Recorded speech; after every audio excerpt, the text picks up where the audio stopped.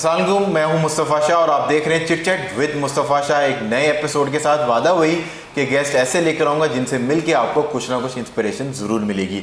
आज मेरे स्टूडियोज़ के अंदर जो मौजूद हैं वो बहुत ही इंस्पिरेशनल हैं। He is very young and he has done lot better for his self, अपने करियर के लिए और अपने सराउंडिंग्स में अपने क्लाइंट्स के लिए ज़्यादातर जो है अच्छे फैसले इन्होंने करवाए हैं। इससे आपको पता चल गया होगा। मेरे पास स्टूडियोज़ में एक लॉयर मौजूद है, मियाँ अली इशफाक साहब मेरे साथ मौजूद है। Thank you so much Ali for coming in. और इनका जो हॉल ऑफ फेम है वो इनकी सक्सेस है और बड़ी छोटी उम्र के अंदर इन्होंने अपने करियर के अंदर बड़े ही तीर, मैं अगर कहूँगे तीर मारे हैं और बड़े अच्छे लेवल के केसेस आपने लड़े हैं, जिसके अंदर हाईलाइटेड जो है इमरान रियाज साहब का एक केस है और मेरे एक बहुत ही पर्सनल अपने करीबी मेरे दोस्त हैं, जर्नलिस्ट हैं शाहिद असलम, और उसका जो केस है अभी आपने लड़ा और वो बेचारा, तो मैं भी उसकी गवाही दे सकता हूँ कि यार वो इनोसेंट है, उसने मासूम आदमी, उसने इस तरह की कोई चीज़ नहीं की होगी। अली चले, ये तो अब माशाल्लाह अब आप दी अली इशफाक बन चुके हैं, नाउ एवरीवन नोज़ यू। हम तो आपके पुराने साथियों में से हैं, तो थोड़ा सा पीछे चलते हैं। और आपने अपना बिजनेस भी किया है ना, I remember you were an entrepreneur, और अपने क्लोथिंग के बिजनेस के अंदर भी जो है ना कदम रखा, अपनी तालीम हासिल की और तालीम हासिल करने के बाद आपने क्लोथिंग और डिफरेंट एवेन्यूज़ को ट्राई किया। सो ये तो हमें शुरू से पता है कि वो आप डिबेटर अच्छे थे गपशप मारने के, और वो कहते हैं ना कि वो पीपल्स पर्सन, लोगों के साथ इंटरेक्शन में आप बेहतरीन थे। सो कब आपको ये रियलाइज़ हुआ कि यार मुझे शोबे वकालत से अपने आप को जोड़ना चाहिए, और फिर अपने पेरेंट्स को कैसे मनाया और फिर किस तरीके से आपकी एजुकेशन का आगाज़ हुआ, थोड़ा सा उस पर आ जाएं। So thank you, Mustafa. First of all, I am happy to be with you. Not only that I am now with you in a show, but it's all for the good times. And I think after 10 years, almost 10 years, Mustafa and me were in college together, and we had great memories of the college time. So उस हवाले से जो सा एक मुनफरिद programme है जिसमें मैं मुस्तफ़ा के साथ जो चिट चैट जो है वो वाकई इट सूट्स, हाँ वो हो रही है। So basically the background is कि मैं अपनी मेट्रिकुलेशन को पास किया and I came to FC college where we were together. Subsequently when I pass my graduation, it was during those days, ठीक है, कि जो आपने एंटरप्रेन्योर वाली साइड जो उसको रेफ़र किया, I was doing, my father was doing the business of clothing and I was supporting my father at that time, just assistance के तौर पर, and it was for a period of about 8 to 12 years. And he was a very good sales person. हाँ, I was. और बड़े इसने जो है ना वहाँ पर किसी को शर्ट बना के मॉडल बना दिया, किसी को क्या, but you were very good with people. With people. So basically it is during those days कि जिस वक्त मैंने ग्रेजुएशन की and I was just thinking to adapt a career. ठीक है. So couple of my friends came to me and said कि आगे क्या इरादा है, क्या करना है, and I was exactly in these words कि I'm just planning कि I'm thinking to plan my future and it might be taking me a little while. Either I would be pursuing a career in journalism or I would be pursuing a career in law. So two of my friends said to me कि देखो हमने अपने law में admission ले लिया टिल्स में, ठीक है, तो देखो हम FC कॉलेज में भी इकट्ठे थे, let's go together in a college and we'll have a good time and obviously बिल्कुल पास ही था। तो that was exactly the way things were happening at that time, and then I thought कि अच्छा give me a break for 24 hours, let me think about it. After 24 hours मैं उनके साथ गया कॉलेज में and I just took the admission. ठीक है. Somebody else was planning. Actually somebody else was planning. कुदरत को ही मंजूर था. So I got the admission in TILS, and once when I started my law, and it was like actually it has all been planned somewhere else. This was 2005. It was around 2005 and 6. ठीक है.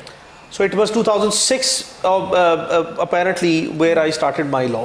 ठीक है. So I got admission in TILS, and during my first year I started realizing, oh that was it, ये वो जगह है और this was my calling. This was my calling. मैंने ये करना है और ये मैं ठीक जगह पे जो सा आ गया, और मैं ये ठीक जगह पे जो पढ़ाई है उस पे मैंने I have opted for a proper degree, and this is the career where I will be pursuing. उधर भी उतनी फेमस है जितने FC कॉलेज में थे कि हाँ वो चूँकि FC कॉलेज की जो FC कॉलेज से जो मैं फेम कैरी कर रहा था उसकी लेगेसी साथ चली गई. But again I was able to FC college was a place where I was not thoroughly focusing on my education as much as co-curricular activities, but here in TILS I started focusing on my education. वो parallel चल रहा है, वो भी, और पर अब focus आ गया पढ़ाई So के ऊपर। it's a little shift, you know, from that fame that I was carrying, and then, you know, the start of my proper academic career. ठीक है। So then, you know, I passed the first year law, and then the second year of law, and then the third year of law. I was in the middle of my third year, ठीक है। where I started going to the courts, and I started my practice. As an internship जिस तरह कहते हैं, As an house job, internship, just to go see हाँ, कि कि माहौल हमारी क्या है। अदालतों में जो है वो किस तरह का माहौल है, अदालतें जो है वो चलती कैसी हैं. Beside the academic side, I was looking at the practical side of it. And was that an eye opener कि यार ये क्या है, मतलब हम Yes. जो पढ़ रहे हैं और ये क्या है जहाँ पर हम आके Yes, देख रहे हैं। exactly. So basically, जो कानून जिस तरीके से हमें अपना लॉ कॉलेजेस में या हमारे जो ट्यूटर्स हैं या जो लेक्चरार्स हैं या जो एक्सपर्ट्स हैं वो हमारे टीचर्स जो हमें पढ़ाते हैं और जो हम कॉन्सेप्चुअली एकेडमिकली जो उनसे थ्योरी पढ़ते हैं, it is not being applied in totality with full spirit in the courts, in our legal system. उसकी practical side ऐसे नहीं है. भी implementation About इस तरह नहीं होगी। नीचे ट्रायल कोर्ट्स की हद तक तो जो उनसे है वो, I mean, idealistic side of law is one thing and the practical side of law is another thing. तो वो जो practical side है, it's about वही, I mean, rightly quoted as 15-20%. तो वो फिर मैंने जिस वक्त अदालतों में जाके प्रैक्टिस शुरू की, and I started gaining the practical exposure of it, that has changed me a lot. And जो मेरी रिमेनिंग स्टडी थी फॉर नेक्स्ट 4-5 months जो थर्ड ईयर की थी, that was also become very easy at that point in time कि अच्छा आप basically जो चीज़ पढ़ रहे हैं उसको जब आप प्रैक्टिकली अप्लाई करेंगे तो उसकी जो प्रैक्टिकल लीगल सेंस है वो क्या है. And this was enabling me at that time to not only read but learn the things in a different way while I was studying. ये कह रहे थे कि उसको को रिलेट कर रहे थे वो. Yes. आजकल एक बच्चों में आईबी सिस्टम भी बड़ा है ना, तो Yes. प्रैक्टिकल ज्यादा होता है. Yes. तो आप यहाँ थ्योरी पढ़ रहे थे, then on the real time आप जाके कोर्ट के अंदर 2-4 घंटे जो गुजार रहे थे, तो आपको असल एक्सपीरियंस भी मिल रहा था. Yes, exactly. So moving from there onwards, तो उसी दौरान मैंने इंटर्नशिप से जब अपनी डिग्री पूरी कर ली, साथ साथ जो है वो हमारी जिस तरह 6 महीने का हमारा एक kind of what we call that pupil जो आप इंटर्नशिप करते हैं, तो वो फिर मैंने एक अपने सीनियर पार्टनर के साथ जो की, and then I appeared for an exam in Punjab bar council, and subsequently after passing that exam there was an interview 2010 गालिबन हो गया, अराउंड 2009-10 में, जो एग्जैक्टली 10 में हम आ जाते हैं. तो 10 में I got a licence to practise the law. By the time I got a licence to practise the law, I was already practising for the last 15-16 months. ठीक है. और इसके साथ साथ ये आप पढ़ाई भी चल रही है, Yes. आपकी इंटर्नशिप भी चल रही है, और आपकी सपोर्ट विद योर फादर वो भी चल रही है, बिजनेस वो भी चल रही है. That was going hand in hand. तो मैं ये एस्टेब्लिश ये करना चाह रहा हूँ कि ये हमें लगता है ऐसा है कि आपको सक्सेसफुल होने के बाद लोगों ने देखा तो उन्होंने कहा पता नहीं यार इसका क्या बैकग्राउंड है. मेहनत जो है वो हार्डवर्क आपको कंसिस्टेंटली जो है वो किया है, और उसमें नॉन स्टॉप है, and there was not even a dot, not even a full stop for 1 और सेकंड. ये जो हमारी छुट्टियां ना कि जी वो छुट्टी ले लो, वो कर लो, ऐसी कोई ऐसा कॉन्सेप्ट एग्जिस्ट ही नहीं है. Mustafa, from the year January 1st, 2009 till date when we are, you know, having this conversation in your interview, I am just, you know, unable to track myself back in last these 13-14 years जहाँ पे मुझे किसी एक दिन की भी break मिली हो, which we called break. Obviously there were, you know, period where I took the breaks, I went on, you know, alone, and then with my family for the summer and winter vacations. But trust me, and it's an honest fact, even those summer and winter vacations I was always working virtually.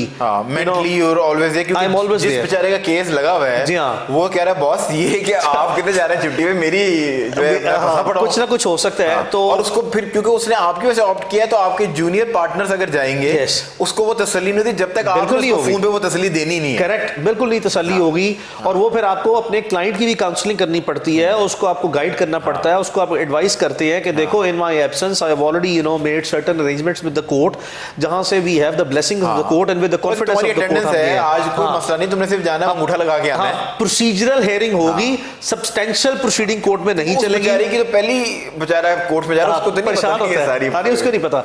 So basically फिर 2010 onwards I became a full time practitioner. ठीक है. And I used to again wake up at 6 o'clock in the morning, 7 o'clock I used to be in the court. 8 बजे अदालतें खुलती हैं. I used to be at 15 past 7, 30 past 7. ताकि शुरू में आवाज लगे तो आप वहाँ मैं मौजूद सबसे पहले जो पूरी अदालत के अहाते में जो टेरिटोरियल जुरिस्डिक्शन ऑफ कोर्ट्स में जो प्रेमिसेस ऑफ द कोर्ट में सबसे पहले पहुंचने वाले वकला होते थे, उनमें मैं शायद पहले या दूसरे चौथे नंबर पे होता था. And I used to go and roam around the entire buildings and I used to see every single कौन सा जज कहाँ बैठता है, उसकी बिल्डिंग कहाँ पे है, उसका स्टाफ कौन सा है, उसकी कॉज लिस्ट कैसे लगी है, किस किस केस में हमें कब कब अपेयर होना है, कॉज लिस्ट में हमारा क्या क्या नंबर जो सा है, एंड ऑल दोज थिंग्स. ठीक है. एंड आई स्टिल रिमेंबर कि मेरी उस वक्त जितनी टीम थी, team of associates, I was the one who used to reach first. सबसे पहले पहुंच गया. I used to call them and I used to कि देखो मैं पहुंच गया हूं. And that was kind of a thing that was putting a lot of responsibility on my team as well कि अच्छा यार ये पहुंच गया है, टीम लीडर हमें फौरी पहुंचना है. So I was mobilizing all of them and they used to reach in the courts and मुझे आज भी याद है कि even if I was having 30 to 40 cases at that time a day, वो हम 6, 7, 8, 10, 12 लोग मिल के फॉर फर्स्ट 3-4 आवर्स में अपने केस मुकम्मल करते थे, नीचे 8 से लेकर 11, 11:30 तक.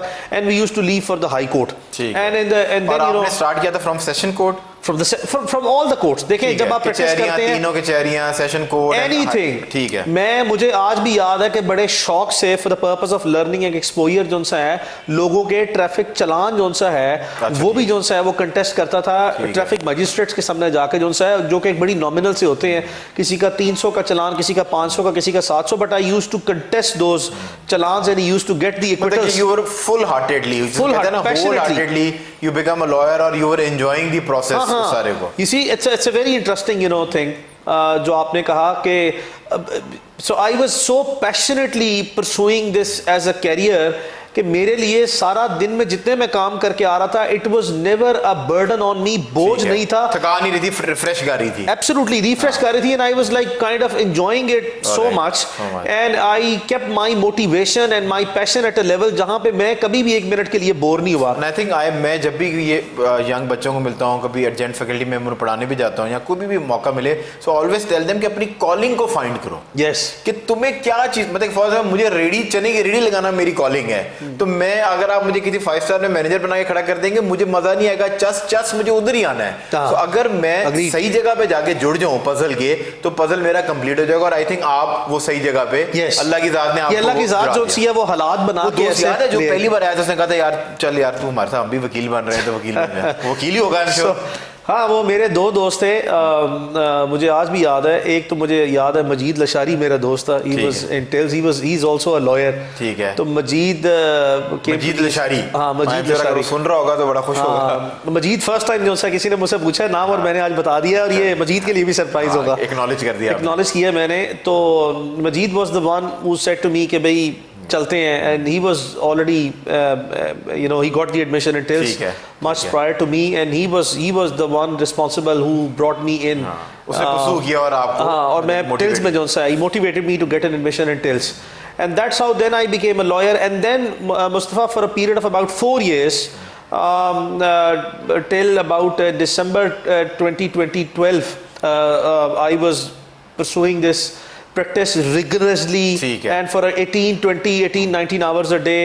And I'm honestly telling you कि मेरी पहले भी मैंने ये कहा कि पहली 8 ईदें जो हैं 4 साल की, छोटी और बड़ी ईद, 1 साल में 2 ईदें आती हैं. I was in the courts and to surprise of the lot of people in the public कि भाई अदालत छुट्टी वाले दिन कौन सी है, ईद वाले दिन कौन सी है. वो पेटी ऑफेंसेस जो हैं उसके लिए बेल्स के लिए जाते हैं. कुछ ऐसे भी हैं जो नॉन बेलेबल केसेस के लिए जाते हैं. And you never go on a Eid day to earn money. It was with a sense of responsibility कि आप किसी के लिए जा रहे हैं. अगर आपके जाने से जो सा किसी की आसानी होती है और कहते हैं ना ईद बन जाए किसी की, या ईद उसकी भी हो जाएगी. So it was with that passion and I tell you honestly I was able to get a lot of people released on that day. अच्छा, मैं ना एक दिन में एक प्री कंसीव नोशन जो वकीलों के बारे में गलत जोड़ा जाता है कि वो कहते हैं ये बदमाश हैं, ये ठीक है, वो एक तबका है क्योंकि वो पिंडो थाउन से आते हैं, उसमें एक बड़ा तबका है. पुलिस के अंदर भी एक वो तबका है. But on a serious note, अगर आप जिस तरह आप इसको सीरियस ले रहे हैं, अगर वकालत के शोबे को सीरियस ले लिया जाए तो कितने लोग हैं जो बेचारे वकील कर ही नहीं सकते, उनके पास वो पैसे नहीं है, वो सिवाय वो जेलों के अंदर सफाइयाँ करने की उन्होंने स्टाफ बना के रखा हुआ है। तो अगर किसी की वाकई ईद कर दी जाए तो मेरा ख्याल है अगर वो बंदे ने अगर अपनी आखिरत संवारनी है तो इस शोबे को अगर ईमानदारी से कर ले तो आखिरत संवार सकता है। Mustafa, I appreciate your question. ये इतना खूबसूरत किस्म का जो सा है वो सवाल है, और with full essence of this and spirit of this, जो हमारी एडवोकेसी है ना, उसकी स्पिरिट में जो सा आपने क्वेश्चन पूछा है।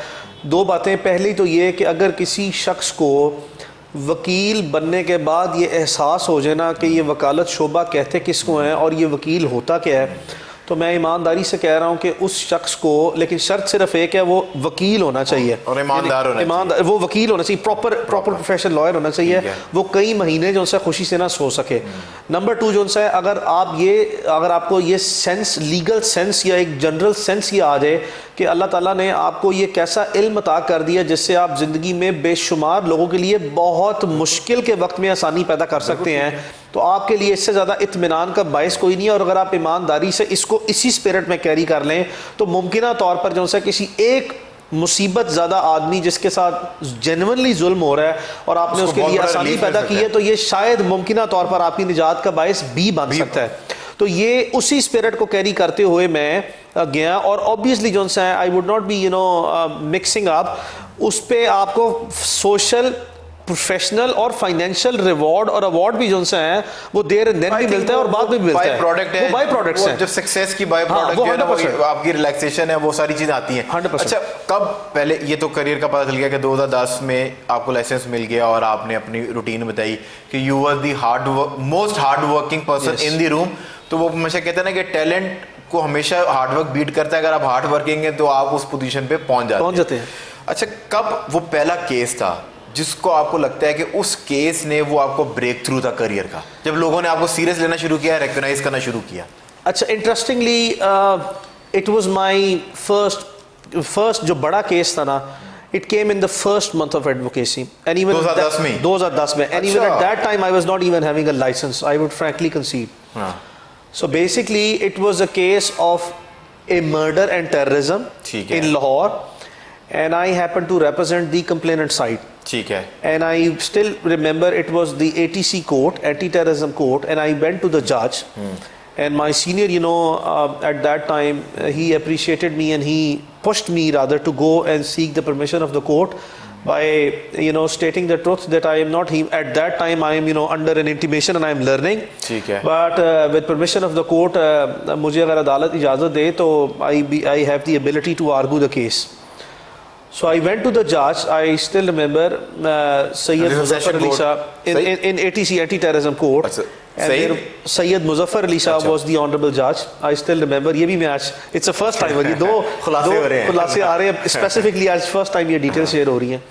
So I went to the chambers of the judge, sought permission and said कि Your Honor, if I may, make a submission and if I seek the permission of the court to argue the case, and the court was like, okay, so you go and argue the case, and I'm like, अभी मेरा I am in the pupillage time, मेरी intimation pending है. intimation है इसके आप वो 6 महीने का time period पूरा कर रहे हैं, and I'm not having a license to practice as of now, but I have the ability and I have the urge to argue the case, and I am seeking the formal permission of the court if the court may allow me. And the court said, oh, do you think you can argue this case? And I said, बिल्कुल जी, I think that I can, and with permission of the court मैं करूँगा. And the honorable court was so kind, and he said, okay, go and prepare your case. How much time do you need? I said 2 days का time जो है वो दे दें. ठीक है, 2 दिन दे दें. 2 days granted, but make sure you don't disappoint me. So I remember I was almost like having a fever of that moment. वो जो जिम्मेदारी डल गई. कि डाली गई, and I was actually I came back and I remember I went to buy the book को 1500 रुपए की जो सी है, मुझे आज भी याद है. वो एक fresh book जो सा मैंने ली ATC laws की, with commentary and all that, and I started reading. और मुझे भी याद है 2 दिन में मैंने 10-10 घंटे जो है ना वो preparation जो सा की for a full days. And I prepared those notes, and I then stood up in front of the court. It was kind of I still remember bail cases the pre-arrest bail के, and there were 4 people who was on bail, and I had to oppose the bail applications. So I then started arguing the case. ये state versus people थे? It was state. वो हमेशा जो सा जब आप state के पे थे. So I was representing the complainant, who also have the right in the law कि उसको स्टेट भी represent करे, स्टेट प्रोसिक्यूटर और प्राइवेट काउंसिल भी उनसे engage कर सकते हैं. तो I was engaged as a private counsel with my senior partner at that time. तो हमने when we started, so I started arguing the case. वो पहले हमेशा जब जिसकी application pending हो ना वो case argue करता है, तो the other side argued the case. My turn came in and then I argued the case. Went on for about 1 hour 30-40 minutes, long detailed arguments, brought in a lot of judgments. And I tell you the secret जो आपका question था. So in that moment when I first started arguing the case of this caliber, it's a murder case, it's a case of terrorism, and I'm arguing the case, and that honorable judge, and I still carry a huge amount of respect for that honorable judge, Muzaffar Ali Shah Sahab, he did not interrupt me for 90 minutes. Okay.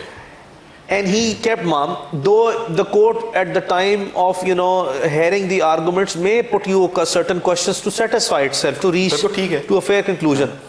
And I'll concede frankly, had the honorable judge may have made any interruption at that time, I swear मेरा वो level of knowledge जो है, मेरा वो level of knowledge और information he was enjoying it. He was enjoying it. कोई वकील है जिसको knowledge है. अगर वो मुझे उस दिन interrupt कर देते तो मुमकिना तौर पर मेरा वो जो confidence जिसे हम कहते हैं ना दूसरे अल्फाज में सीना खुल जाना और वो झाका उतर जाना.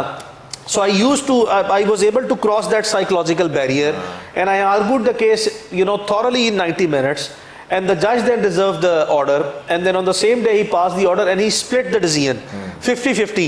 So 4 में से 2 लोगों की बेल से उन्होंने डिसमिस कर दी, got my relief, 2 की ग्रांट कर दी. And he said to me on my face in that court, and this case was like a bypass, heart surgery.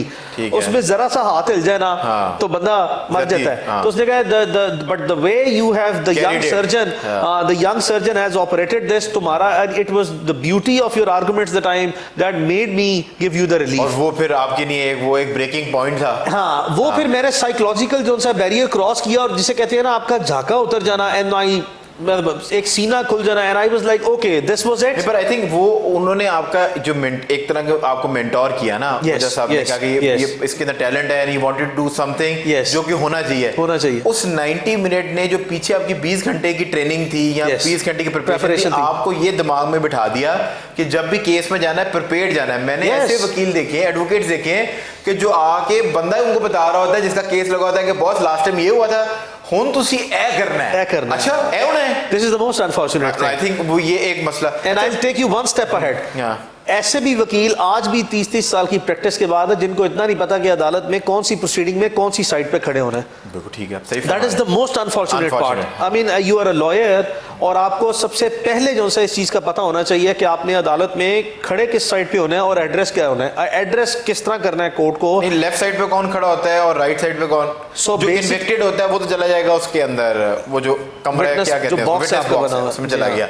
अब उसका जो एडवोकेट है, जो वकील है, वो कहाँ खड़ा होना चाहिए. सो बेसिकली जो सा है, it's a very simple theory.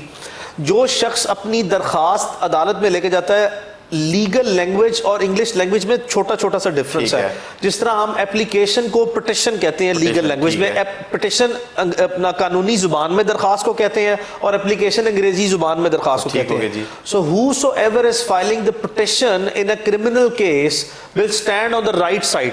Right side means कि मेरे सामने अदालत है तो मैं अदालत के लेफ्ट साइड पे खड़ा हूं और ऑडियंस के राइट साइड पे खड़ा हूं. और जो स्टेट काउंसिल है, ये जो कंप्लेनेंट काउंसिल है, वो अदालत के राइट साइड पे और ऑडियंस के लेफ्ट साइड पे खड़ा है. ये है केस ड्यूरिंग द ट्रायल. चाहे आप प्री अरेस्ट बेल में है, चाहे आप पोस्ट अरेस्ट बेल में है, चाहे किसी मिसलीनियस एप्लीकेशन में है, when you represent the accused person, मुल्जिम को.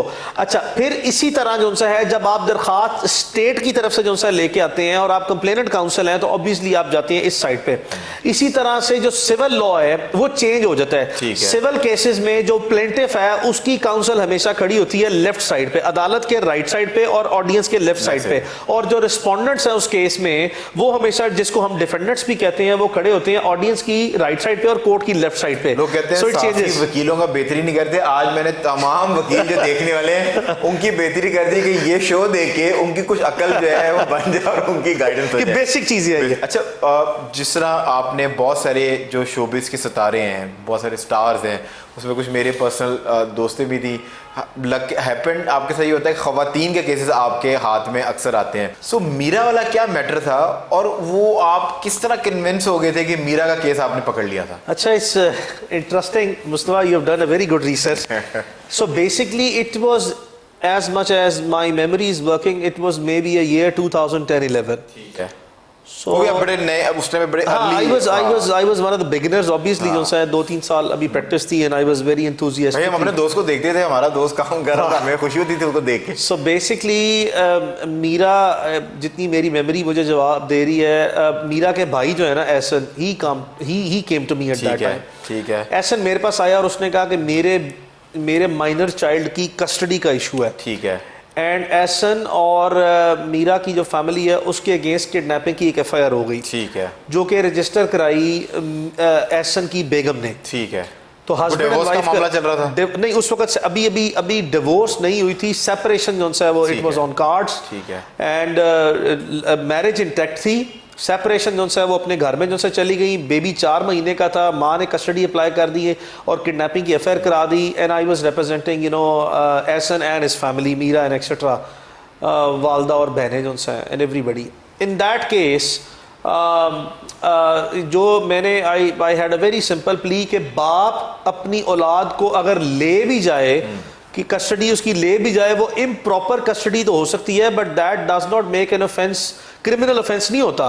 बाप बच्चे को अगवा नहीं कर सकता, वो उसका बेटा है या उसकी बेटी है या उसका बच्चा है, बाप बच्चे को अगवा नहीं कर सकता। तो उस पर सक्सेसफुली केसेस जो से डिस्चार्ज हुए और सब्सिक्वेंटली फैमिलीज की आपस में। और मीरा जो आती थी उसमें वो इन्फ्लुएंस करने के लिए थोड़ा सा था कि मीडिया के अट्रैक्शन आ जाए। she was also being made part of the case and investigation, her family was being made part of the investigation। वो भी यही हुआ और मीरा भी नामजद हो गई थी मीरा इसके अंदर। जी हाँ, और उसके बाद डायरेक्ट केस मीरा का नहीं था। डायरेक्ट मीरा का नहीं था। फिर ये सारी ऑब्वियसली जो है when you become part of the case तो फिर वो आपका केस बन जाता है। पहले फैमिली के था, फिर आप भी इंटेंगल हो जाए तो फिर आपका भी बन जाता है। But initially, yes, she was there to obviously support and she was the one prominent in the family. इसी तरह सोफिया मिर्जा और उसकी छोटी सिस्टर, नहीं वो भी किडनैपिंग का केस था। अच्छा ठीक है, बच्चे से। हाँ, सो बेसिक नहीं, बच्चे नहीं है, वो फैमिली का नहीं था। बेसिकली सोफिया मिर्जा की छोटी सिस्टर जो हैं उन्होंने उनकी एक दोस्त थी जिसको सोफिया मिर्जा और उसकी छोटी बहन के ऊपर एलिगेशन था कि इन्होंने किडनैप कर लिया। सो it was a third party. उसमें भी मैंने सक्सेसफुली इनको डिफेंड किया और इनकी हद तक जो है वो सारे रिलीफ लिए। इसी तरह उस्मा पे आते हैं। हाँ। अच्छा, एक दो चीज़ें इसके अंदर वो आसान, मतलब कि आप तो उस आदत के नहीं हैं, हसान से मेरी मुलाकात भी बड़ी अच्छी है, पर हसान हर पंगे के अंदर वो छलांग मार लेता है। और मैंने तो सुना है कि वॉलंटरी तौर पे कभी कहता है कि मेरे पैसे पे कोई ना दो, बड़े दिन हो गए मैंने मीडिया के माइकों के साथ खेला नहीं। वो मुझे लगता है कि उसको मीडिया की लाइटें बड़ी पसंद है। अच्छा, उसने भी कूद पड़ा। आप तो लीगली रिप्रेजेंट कर रहे थे। I remember the press conference जो कि तमाम लोकल चैनल थे, हमारे चैनल ने भी जो है उसको लाइव कवर किया। आप लोग प्रेस कॉन्फ्रेंस करने के लिए आए थे। सो क्योंकि मैं उस्मान को भी जानता हूँ जो उसमें वो लड़का, उस्मान भी मेरा दोस्त, उस्मान जो था। सो उस्मान का डायरेक्ट मलक रियाज से कोई इस तरह डायरेक्ट ताल्लुक नहीं है, मतलब खालू है, वो खालू हैं और वो खालू तो वो दूसरी फैमिली जाती है ना। बट इसको ऑन पर्पस जोड़ा गया मलक रियाज साहब की फैमिली के साथ कि जी वो बड़ा उनका कोई मतलब बच्चों के साथ, उनके बेटे को, और अली की भी वो पिक्चर्स चलना शुरू हो गई गाड़ी वाली, वो बेचारे का वो जो उसने कोई गाड़ी स्लिप हो गई थी, वो एक्सीडेंट हो गया था, वो भी जुड़ गया।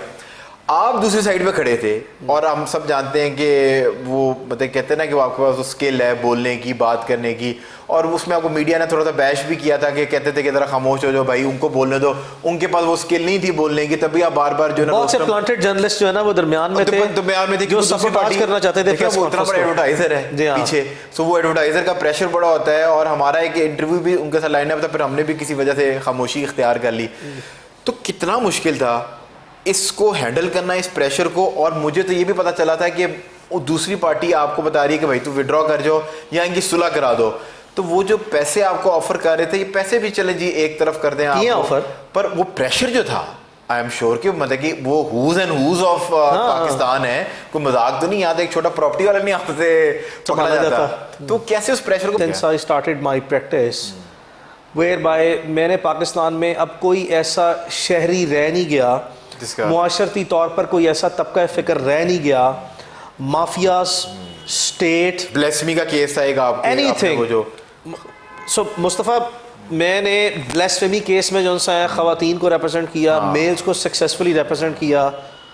और ब्लेस्फेमी केस जब आप कर रहे होते हैं तो it's like that you are signing your own death warrant. और जो ऑपोजिट पार्टी थी वो आलम दीन थे, और उनके अपने ऊपर भी ब्लेस्फेमी का मुकदमा उस वक्त दर्ज था। ठीक है, तो जैसे खुदा न खास्ता किसी एक शख्स के ऊपर मुकदमा हो और वो अपना मुकदमा भी सामना कर रहे हो, अपनी सफाई दे रहे हो, तो किसी दूसरे पे इल्ज़ाम लगा दे। It was that kind of a scenario, just to create के मैं इनोसेंट हूं, मेरे पर मुखालिफ पार्टी ने किया है। सो बेसिकली उन्होंने किसी थर्ड पार्टी पे जो एफआईआर रजिस्टर करा दी। तो मैंने ब्लेस्फेमी केसेस को भी सक्सेसफुली रिप्रेजेंट किया है, हैंडल किया है, इक्विटल जो सा लिया मासूम लोगों को। अच्छा, जो आपने बात की कि जो ब्लेस्फेमी का जब आप केस ले रहे होते हैं तो आपको होता है जिस तरह आप अपने it's like signing your own death warrant. आपको पता है कि मैंने वजह क्या है कि आपको ये लगता है अगर ये गलत हो गया तो अवाम के अंदर ऐसे नहीं होता। बेसिकली पाकिस्तान में मुझे ब्लेस्फेमी लॉ बिल्कुल जो सा है वो ठीक लॉ है, लेकिन इसके जो मिस यूज या अब्यूज ऑफ ब्लेस्फेमी लॉ है उसकी बेसिस पे बहुत से लोग जो कि मुकम्मल तौर पर जो सा बेगुनाह हैं, गवर्नर बहुत से लोग बेगुनाह हैं, हम उसको मिस यूज या अब्यूज लॉ को करते हुए बहुत से लोगों को विक्टिमाइज करते हैं। ठीक है, तो मैं हमेशा लॉ को फुली सपोर्ट करता हूं, चूंकि मैंने लॉ पढ़ा है, देखा है, और ये बड़ा आपको लगता है कि लॉ में कोई लूप होल नहीं है? ये लॉ गोरे ने ड्यूरिंग द टाइम, ये 19th सेंचुरी में गोरों ने बर्रे सगीर में कानून बनाया था for the protection of minorities. At that time मुसलमान मिनॉरिटी में थे। तो ये जिस तरह अभी ब्लेस्फेमी की बात कर रहे थे, मैं सिर्फ ये जानना चाह रहा था कि क्योंकि आप जैसे लर्नेड जो लॉयर हैं, इसकी रोकथाम किस तरह कर सकते हैं? और जिस तरह अभी एक श्रीलंका वाले सिटीजन के साथ एक वो फैक्ट्री का वाकया हुआ था, तो थोड़ा सा इस पर कोई गाइडेंस है कि इसको रोकथाम किस तरह हो सकती है इसकी? देखें, आपने सोसाइटी में जितने लोग हैं उनको सबसे पहले ये आपने अवेयरनेस देनी है और कैटेगोरिकल किस्म की एक डिटरेंस क्रिएट करनी है कि कानून को अपने हाथ में नहीं लेना। ठीक है, अगर किसी शख्स ने कोई ऐसा गलत काम जो आप समझते हैं कानून की खिलाफ वर्जी है, या किसी ने ब्लेस्फेमी लॉज की भी वायलेशन की है, तो आपने उसको करेक्टली और ऑनेस्टली रिपोर्ट करना है। और उसके लिए हमारा एक प्रोविंशियल लेवल पे बोर्ड बना होता है उलेमा का, उसमें सारे तबका फ़िक्र से लोगों को लेना है और आपने उसकी बड़ी डिटेल स्क्रूटनी करनी है और बड़ी रिजिडली और बड़ी क्रिटिकली जो सा उसको कंस्ट्रू करना है। चूंकि कहा यह जाता है the bigger the allegation the stronger the evidence. इस प्रिंसिपल पे ट्रीट करके आपने जो सा है वो संजीदगी से देखना है और तमाम पहलुओं से देख के जो सा है वो आपने इसको फिर जो सा है, अगर किसी ने कोई ऐसी गलत हरकत की है तो आपने इसको प्रोसिक्यूट करना है। मुझे लगता है कि जिस तरह मतलब एक्स फॉर्मर गवर्नर की जिनकी वो कन्विक्शन हुई थी, तो उसका भी कोई खातिर ख्वाह आप फैसला तो नहीं कर पाए ना? देखें, पाकिस्तान में जितने इस तरह के वक़ूआत हुए हैं, जितने बड़े जो से हैं, हम सोसाइटी इस लेवल पे डिवाइड हो जाती है जहाँ पे बहुत सी चीज़ें मसलियत का शिकार हो जाती हैं और स्टेट जो सा है वो आगे बढ़ के इसकी रोकथाम के लिए once and for all protocol set नहीं करती जो उसको करने चाहिए। और पूरी सोसाइटी के तमाम तबका फ़िक्र को एतमाद में लेकर जो सा है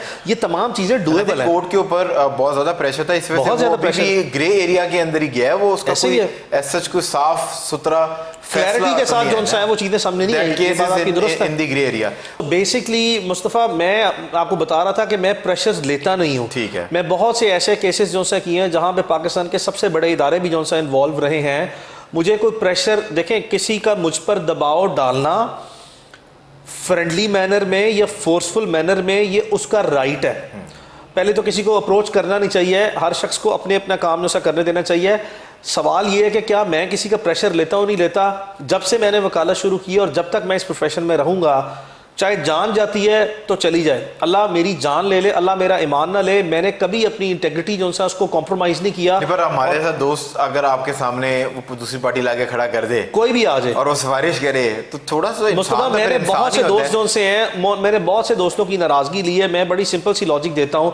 सपोजिटली आप मेरे दोस्त हैं और मैं आपको रिप्रेजेंट कर रहा हूँ, क्या आप मुझसे एक्सपेक्ट करते हैं कि मेरी लॉयल्टी जो है दूसरी साइड पे होगी? उस दोस्त को भी अंडरस्टैंड करना चाहिए कि किसी के प्रोफेशन को, जिस तरह किसी के बिजनेस में जाए, अगर आपके दोस्त का कोई बिजनेस है तो अच्छा दोस्त वो है कि जो फुल पे करता है, वो कहता है bus protocol they the, respect they the, that's all. Yes, तो मेरा ख्याल है वो अच्छा दोस्त होगा। तो बिल्कुल ऐसा ही है कि आपका पर्सनल रिलेशनशिप अपनी जगह पे है और आपकी प्रोफेशनल लाइफ अपनी जगह पे है। और मेरी नज़र में बेशुमार ऐसे दोस्त हैं जिंदगी में जिन लोगों ने अपने अजीज और रिश्तेदारों के अगेंस्ट भी कभी मैंने उनके केस किया है, उन्होंने मुझे कभी अप्रोच नहीं किया, रादर उन्होंने अंडरस्टैंड किया और एक फेयर प्ले जो सा उन्होंने अपनी जो सा राइट्स को प्रोटेक्ट करने के लिए बेस्ट रिप्रेजेंटेशन ली। इधर से जो सा वो हमने बेस्ट पॉसिबल रिप्रेजेंटेशन दी है, कोर्ट ने फैसला कर दिया और हमारे रिलेशनशिप जो उनसे दोस्तों में कभी ख़राब नहीं हुए, तो मैंने स्ट्रेट अवे जो है वो ये वाज़े तौर पर रिकॉर्ड पर रखता चलूँ। उस वक्त भी जवाब था, आज भी यही है, और कैटेगोरिकली जो है facts can not be changed. One liner था कि if it is in the supreme interest of the client and it can only be their independent will, उनकी अपनी आज़ाद मर्जी और मंशा से जो है अगर ये केस सेटल करना चाहे तो होगा, अदरवाइज जो है ये केस हसन खान नियाज़ी ने बड़ा पिवटल रोल उसके अंदर प्ले किया था और वो उज़मा और उनको इन्फ्लुएंस करते रहे थे। देखें उसमें दो मैं आपको चीज़ें बताता फिरूँ। जो eight that point in time जो है मुझे हसान ने कॉल करके अपनी सपोर्ट के लिए जो है वो इन्वॉल्व किया और कहा कि जी ही शोन हिज इनएबिलिटी कि वो शायद इफेक्टिव रिप्रेजेंटेशन ना कर सके, तो फिर मुझे जो है वो उसने बुलाया और कहा कि आपने काइंडली इसको जो है वो रिप्रेजेंट करना है, परसू करना है। एंड एग्जैक्टली जो है you can see from the actions that I was conducting a press conference, Hasan was with me at that point in time, and you know thoroughly आपके सामने मैंने प्रोफेशनली जो है वो उसको प्रेस कॉन्फ्रेंस को कंडक्ट किया। उसी के कॉन्सिक्वेंस में फिर आपने देखा कि इस मुल्क में जो सा क्या हुआ, तफ्तीश किस तरह जो सा आगे बढ़ी, and we made you know sure कि इस तरीके से जो सा एडमिनिस्ट्रेटिवली जो सा इसको हैंडल जो सा किया जाए कि उस वक्त जो मुलजिमान थी इस केस की, जो मुलजिमा थी एक या एक से ज़्यादा, जो मलिक रियाज साहब की साहबजादियाँ थी, they went to the court of law, उन्होंने अपनी प्री अरेस्ट बेल जो सा कराई है, and the process was on its way, and suddenly जो सा है मुझे लगता है उसमें मलिक साहब खुद भी विक्टिम बना दिए गए थे ना। नहीं, मेरी नज़र में देखें उनका तो डायरेक्ट तो मलिक रियाज कोई भी है, उनका कोई भी बैकग्राउंड है, बट ये फैक्ट है कि he was never there at the spot. उन्होंने तो अपनी बेटी को नहीं कहा, हाँ, तो उस पे मेरा ख्याल इस केस की विक्टिम, और यही प्रेस कॉन्फ्रेंस में जो सा था कि भाई लेकिन इनडायरेक्टली जो सा है ये जो हुमा और उस्मा थी ये विक्टिम थी मलिक रियाज की भी जो सी है, बिकॉज उनकी बेटी है, he is an influential person, obviously जो सा उनकी वजह से जो सा है जो सोसाइटी में जो सा है जो हमारे डबल स्टैंडर्ड्स हैं कि कमजोर के साथ कानून नहीं होता, मजबूत और ताकतवर के साथ खड़ा हो जाता है,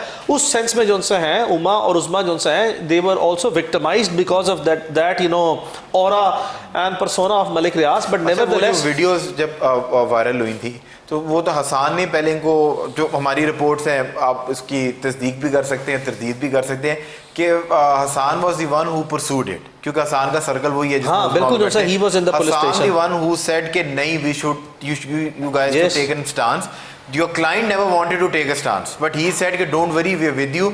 और फिर एक सुना है कि प्रेशर खान साहब के लेवल से मामू की तरफ से ऐसा प्रेशर आया कि जब आपको रब्ता किया गया और कहा गया यार अब मैं जो हूँ इसको परसू इफेक्टिवली नहीं कर पाऊंगा तो now you please take over. हाँ हो सकता है ऐसा हो, but I never you know discuss those details के हसान से कि उसके ऊपर प्रेशर आया, तो नहीं बताना चाहते नहीं ऑनेस्टली, अगर कोई ऐसी बात होती जो सा है तो वो आपकी हंसी ने आई थिंक नहीं हो सकता है, मैं मुझे उसने कभी बताया नहीं है कि उसके ऊपर जो सा है वो उसके मामू का प्रेशर है, लेकिन मुझे ये जरूर पता था कि उसके हसान के पेरेंट्स जो हैं दे वर अपसेट यू नो, क्योंकि बिकॉज़ वो उसके घर पे प्रेशर आ रहा था कि इसको रोको, ये मुमकिन हो सकता है, और ये मुझे पता है, ये मेरे नॉलेज में है कि हसान के पेरेंट्स का प्रेशर जो सता है, and they were upset and then he sought my help and I still remember जिस वक्त मैं हसान के ऑफिस में जो है he requested me to visit his office, Shadman में ऑफिस है, एंड आई वेंट देयर, और जब मैंने ये हामी भर ली कि मैं बिल्कुल जो है वो इनको रिप्रेजेंट करूँगा, तो even you know he was so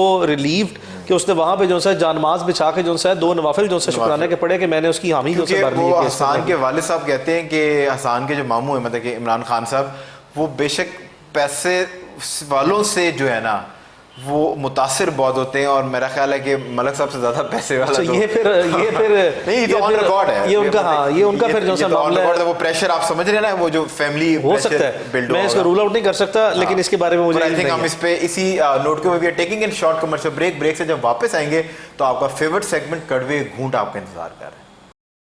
वो कौन है जो ड्राइव नहीं करता but yet call driver? Drive नहीं करता, हाँ, मतलब आप जिस तरह बाव हैं गाड़ी चला के हैं तो आपको अक्सर कहते हैं ना, यहाँ तो माइंड कहते थे ना ड्राइवर, अगर आपको कह दे hammer.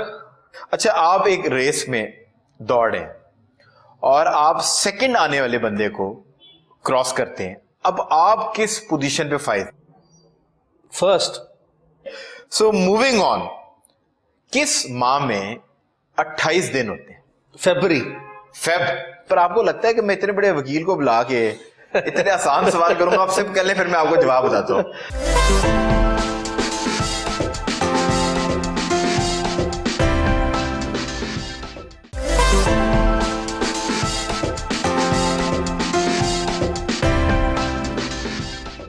Welcome back from the break. We still in conversation with amazing guest. और अली, अब वक्त आ गया है कड़वे घूंड का, और मैंने आपको जिस तरह ब्रेक में बताया था, I am going to ask you a question, और आप जो है क्वेश्चन का अगर जवाब दे पाए तो आप नहीं सिप करेंगे ऑन दिस एस्प्रेसो शॉट, अगर नहीं दे पाए then you have to sip on the espresso shot. और एस्प्रेसो शॉट का कमाल ये है कि ये जितनी पुरानी होती जाती है रिश्तों की तरह कड़वी होती जाती है। सो माय फर्स्ट, सारे कड़वे घूंड मुझे भरने पड़ेंगे। हाँ, मुझे लग रहा है कि आज आप बेशक आसान को बचा गए हैं, पर ये अब आपको मुश्किल हो जाएगा बचाना। आपने बहुत सी पहेलियां जो है वो कोर्ट के कमरे के अंदर तो सुलझाई हैं, पर आप देखते हैं कि आज हमारे सेट के ऊपर ये आप सुलझा पाते हैं कि नहीं। फ्रेगरेंस है बट फूल नहीं है, जलती है बट जेलसी नहीं है। मुश्किल है। So, अगरबत्ती इज द राइट आंसर। सो इसी तरह के जो है ना वो सवाल है। सो वो कौन है? फकीर नहीं है बट पैसे मांगता है, औरत नहीं है बट बस्ता लटकाता है, और पुजारी नहीं है बट घंटी बजाता है। नहीं, इसको कोशिश तो करें। मुश्किल है, मुश्किल है। रिडल्स जो है ना, it's like wheels within wheels within wheels. यहाँ पर ना surprisingly CTO Lahore was here, so Asad Mali, मैं हमेशा उनको कोट करता हूँ, मतलब कि वो पहले मुझे कहते हैं मुझे रिडल तो नहीं आते ऑन कैमरा, बट वो भाई साहब ने जब 2-3 शॉट आपकी तरह, पहले उन्होंने विड्रॉ कर दिया, डॉक्टर साहब ने जब 2-3 शॉट लगाए उसके बाद फिर वो पकड़े नहीं गए। तो मेरा ख्याल है कि ये स्ट्रेटेजी कुछ ऐसी है। So now you know what to do on count of 3, 2, 1, sip it. So moving on, वो कौन है जो ड्राइव नहीं करता but yet called driver? Drive नहीं करता? हाँ, मतलब आप जिस तरह बाव हैं, गाड़ी चला के हैं, तो आपको अक्सर कहते हैं ना, यहाँ तो माइंड कह देते हैं ना ड्राइवर, अगर आपको कह दे, बट टेक्निकली तो वो ड्राइवर ही है ना, पर वो ड्राइव नहीं करता गाड़ी ड्राइव येट कॉल्ड ड्राइवर। आप थोड़ा सोचे हैं, आपके शोबे के अंदर भी वो आला, वो मशीन बहुत यूज होती है, हैमर। हैमर जो है वो, अब चले मतलब कि वो खुद तो ड्राइव नहीं करता, पर ये चीज़ जो है वो फिजिकली ड्राइव नहीं करती, बट वो yet called driver. Physically driver, ये स्क्रू ड्राइवर जो है। Screw driver is the right answer. मैंने कहा था ना, ये खप्पी दिखा के सच्ची मार रहा है, और ये देख ले 2 शॉट अंदर गई है। तो ये चले, हमारे स्पॉन्सर का कमाल है कि जैसी इसकी शॉट जाती है बंदे की दिमाग की बत्ती जो है ना जल जाती है। Screw driver is the right answer. अच्छा, आप एक रेस में दौड़े और आप सेकंड आने वाले बंदे को क्रॉस करते हैं, अब आप किस पोजीशन पे फाइज है? फर्स्ट। ये तो हर लॉयर का, हर रिफ्रेश करें। आप एक दौड़ के, एक रेस में यू रनिंग, ठीक, और उसके अंदर जो सेकंड पोजीशन पे बंदा आ रहा है आप उसको क्रॉस करते हैं, अब आप किस पोजीशन पे फाइज है? सेकंड पे। या तो ये कोई गैबी मदद आ रही है कहीं से, या फिर वाकई जो है ना सेकंड पोजीशन पे आएंगे। पहले वाला तो पहले भी आपने सेकंड को क्रॉस किया है। सो मूविंग ऑन, किस माह में 28 दिन होते हैं? फरवरी। पर आपको लगता है कि मैं इतने बड़े वकील को बुला के इतने आसान सवाल करूंगा? आप सिर्फ कर ले, फिर मैं आपको जवाब बताता हूँ। Every month has 28 days. Every month has, technically but legally. अब आपने भी फ्रेज इस तरीके से किया है, फिर वकील फंसाना है, ऐसा तो नहीं करना। So now you know what to do on count of 3, 2, 1। एक छोटा सा सिप ले लें। First prime minister of Pakistan. First prime minister Liaquat Ali Khan was the first prime minister of Pakistan. इस पे आपके लिए जो है ना वो तालियां जानी चाहिए, क्योंकि आप यकीन करें लोगों ने इसी निशिस्त पे बैठ के, मैं उनको विटनेस कर रहा था अनफॉर्चुनेटली, उन्होंने भुट्टो को भी वो कहा और कहते थे वो बेनज़ीर के जो पापा नहीं थे। मैंने कहा यार तुम लोग में भुट्टो जिंदा भी बेटे देता है सिंध के अंदर। अच्छा, if you wake up as following people, और अगर आप वो बन के उठे तो एक दिन आपने गुजारना है, आप उनके जिस्म में रूह मियां अली अशफाकी है। अब आप सोचें कि आप ex prime minister, foreign prime minister Imran Khan बन के उठ गए, अब जिस्म इमरान खान साहब का 24 घंटे के लिए आपके पास है, रूह आपकी है, तो क्या करेंगे? एक दिन कैसे गुजारेंगे? वो 24 घंटे कैसे गुजरेंगे? तेरी वजह वकालत के अलावा हटके वो सोचेंगे नहीं। मैं इंटरनेशनल लीडर हैं इमरान खान साहब, ऑब्वियसली नेशन को जिस तरह इमरान खान साहब मोटिवेट कर रहे हैं, शायद अगर मैं उस पर्सनैलिटी उनकी हो बॉडी मेरी हो तो I will excel that level into another level, किसी और लेवल पे जाकर जो है वो नेशन को एड्रेस करूंगा और रियलिस्टिक तरीके से जो सा करूंगा, आइडियलिस्टिक तरीके पे जो सा वो नहीं रहूंगा। अभी आपको लगता है कि आइडियलिस्टिक तरीके पे it's a mixture of idealistic and practical, but I think उसकी प्रैक्टिकल साइड जो है उस पर जिसे हम कहते हैं ना, बस अब आप सीधी बात करें, सीधी बात करें, डोंट गो बिटवीन ना करें। आपको ये लगता है कि जो आसान जुबान में अपने देखने लोगों, मेरे तो देखने वाले बड़ी आसान जुबान समझते हैं, लारे लप्पे ज़्यादा हैं, और वो प्रैक्टिकल साइड तो वो है ना कि जिस तरह ये अभी इन्होंने कह दिया था 200 से नीचे ले जाऊंगा सागडार साहब ने, ओ भाई तुम्हारे हाथ में लाउड स्टेटमेंट थी, हाँ लाउड स्टेटमेंट थी, और आपने बिल्कुल आपके हाथ में कुछ नहीं। इवन के मैं कहता हूँ जो पहले पीटीआई ने फेब के अंदर, लास्ट फरवरी के अंदर जो उन्होंने प्राइस नीचे की थी पेट्रोल की, वो भी उनके हाथ में नहीं था, वो भी पॉलिटिकली एक फेमस डिसीजन था। और जो अभी 28 रुपए जो शहबाज शरीफ साहब ने नीचे किए, वो भी उन्होंने गलत किया था। डॉलर आपको पता है कि आप उसको आर्टिफिशियली रोक के बैठ रहे थे, क्या हुआ? यस, और आपकी सारी की सारी इंपोर्ट टेम्परेरी मैनेजमेंट के लिए जो है वो लॉन्ग टर्म में और आपने बड़ा नुकसान करा दिया। ये जो चिकन, जो मुर्गी एकदम आसमान से बात कर रही है, इसकी असल प्राइस तो वो नहीं है ना, ये एब्सोल्युटली नहीं है। पॉलिटिकली जो है ना इन्होंने अच्छा डिसीजन लेने की कोशिश की, जो कि इनके गले पड़ गया। सर अब आप, क्योंकि मुझे लगता है क्योंकि आपने वकालत भी की है ये नून के लिए, और वो मेजर साहब के लिए आप जो है ना उनके साथ रहे हैं, कैप्टन सफदर के साथ। सो आप मियां नवाज शरीफ बन के उठ गए, अब वो एक दिन कैसे आप गुजारेंगे? वो तो आपने कह दिया इंटरनेशनली उनको रियलिस्टिक बातें करनी चाहिए, खान साहब को थोड़ा सा ज़रा इल्यूजन से बाहर निकलें। अगर मैं मियां साहब बन के जो है उतरूँ तो मियां साहब की तरह खाने नहीं खाऊंगा, कम खाऊंगा, और ऑब्वियसली जो है यार, पर ये तो पाए तो आपको देखना चाहिए दुनिया में बेस्ट पाए नहीं। देखें ना, देखें मियां नवाज शरीफ साहब has been a prime minister of this country numerous number of times, और एक जो आपका कैलिबर है लीडर का, वो जब आप किसी ओहदे पर आ जाते हैं तो उसकी जो सेंस ऑफ रिस्पॉन्सिबिलिटी है और वो जो कैलिबर है, आपने उसको जेलसली गार्ड करना है और मेंटेन करना है। ठीक है। और वक्त गुजरने के साथ साथ आपने उसको you have to take it to another level. ठीक है, बिल्कुल ठीक है। तो मैसिवली जो सा है, अगर इतना बड़ा पोर्टफोलियो जो है कि अब one of the strongest Islamic countries in the world with such a beautiful and powerful geographical and territorial placement on the map of the earth, तो